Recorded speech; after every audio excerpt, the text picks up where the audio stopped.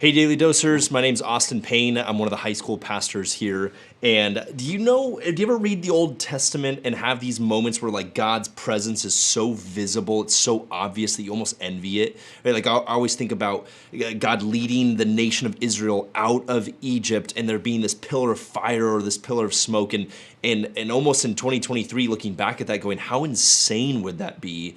To have such an obvious presence of God. And one of my favorite stories, this is one of those like, I'm a big YouTube TV guy, it's where I watch all my sports, and like I go into my library and it's like Sports Center, Scott Van Pelt, golf, all these, like I hope I can pull up an Old Testament DVR library and watch this moment because I really want to know what this looked like in real life. But I love this passage in Exodus 34 with this weird obsession of Moses that I've been on this kick. But Exodus 34:29 says this: Moses comes down from Mount Sinai and he has the two stone tablets of the covenant in his hands, and he's not even aware that his face was radiant because he had spoken with the Lord.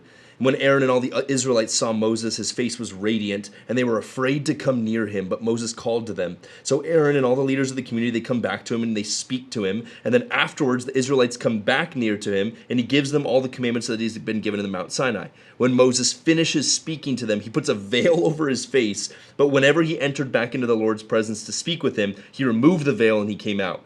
And when he came out and he told the Israelites what he had been commanded, so they saw his face was radiant again. Then Moses put the veil back on over his face until he went back to speak with the Lord.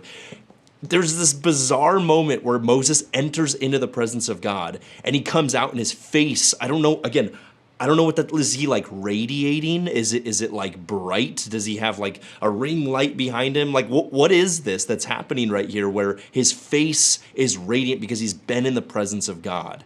And he like so much so that he comes to the people and they're afraid of him. He has to put a veil on and then he removes the veil to go back into the presence of God. And I look at this and I'm like, how amazing would that be if you spent time with the Lord in the morning and then your face was like radiant because of it. And like you walk into the office and it's like, oh, she spent time with the Lord this morning. She's just literally glowing. And I love in 2 Corinthians chapter 4, verse 6, Paul's talking about Jesus and he says this. It says, for God who said, let light shine out of darkness, made his light shine in our hearts to give us the light of the knowledge of God's glory displayed in the face of Christ.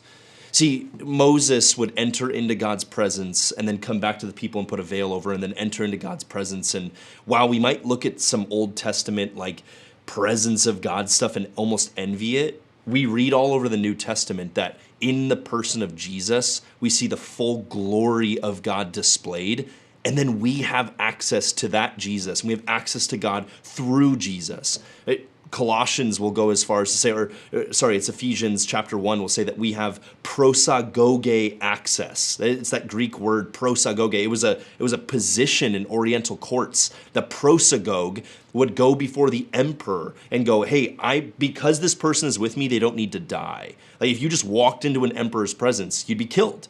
But the prosagogue would enter in and almost be the announcer, Austin Payne. And because the prosagogue announces you, you can have access to the emperor, you can have access to the king. That's the word that Paul uses to describe Jesus. Because of Jesus, we have access into the throne room, the full glory of God, the full glory displayed. And so in this daily dose where we're stopping and pausing and giving thanks for today, I just want to be reminded of that I can start my day today, not envying a Moses in Exodus 34 whose face was literally glowing, but going, I have Jesus, who in the face of Jesus, I see the full glory and display of God. That's the Jesus I have access to. That's the God I have access to through the person of Jesus, because his life, his death, his resurrection, man, like would I stop and pause and have gratitude for that gospel today, the good news that because of Jesus, I have access. Let that be my gratitude. Let that be my anchor today to go, my face can literally glow because of Jesus, not because of some like, I happen to be in the presence of God at this time and then I put a veil on and then like in the Old Testament, it was limited. And yet sometimes I look at that and go, they had it better. And yet we had it so much better because of Jesus. Would that be something today that we go, wow, Lord, thank you. Thank you for that access. All right, Dosers, we'll see you tomorrow.